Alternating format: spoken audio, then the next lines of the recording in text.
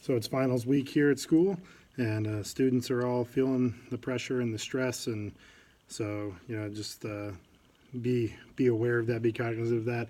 I always try to make sure that there's a lot of flexibility built in.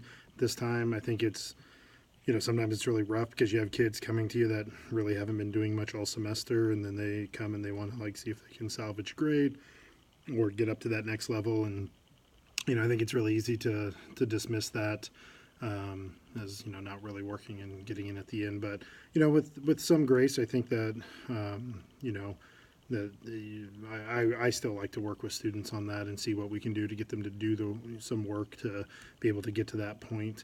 And I definitely want to still hold them accountable to standards that they have to achieve, but see what we can do to get them up to that level.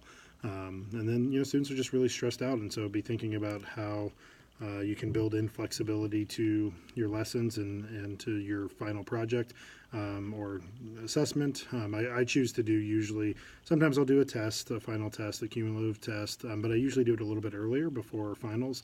One, so that students don't get overloaded with 6 or 7 finals in classes and have to try to figure out how to manage all that. Like, there's a certain element that in college, but I don't think most people are taking 6 or 7 classes in college that they're going to be taking cumulative finals over. So, just realizing that it's not all on you by yourself as a teacher to prepare them for college, right? Like, if everybody takes on that persona that like, oh, I have to be really hard and really strict to prepare them for life in college, like, trust me, they get it from multiple places.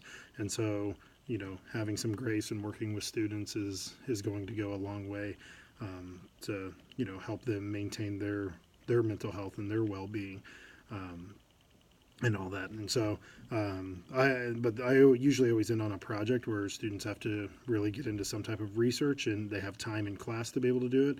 I try to build that in my schedule, that there's enough time to be able to do things in class that they can get in, do some research, create a product of their own choosing, of their own customization, and really be able to build in.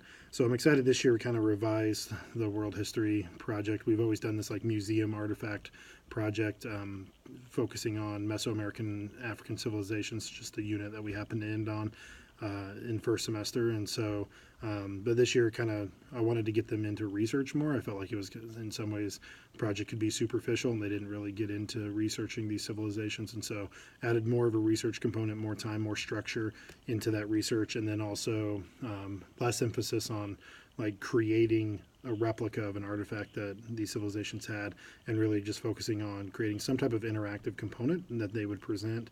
We're going to do museum gallery walk where we'll have 10 different stations in the classroom, and students will float from them, here and there, and learn about civilizations. And students, there'll be a student representative from each group there to present their projects and be able to talk about that and have some type of interactive component. I'm excited to see what that looks like. Some of them are, creating like interactive maps where you can zoom in Google Earth and be able to see like ancient ruins and have information about the archaeological work that's being done at those different sites.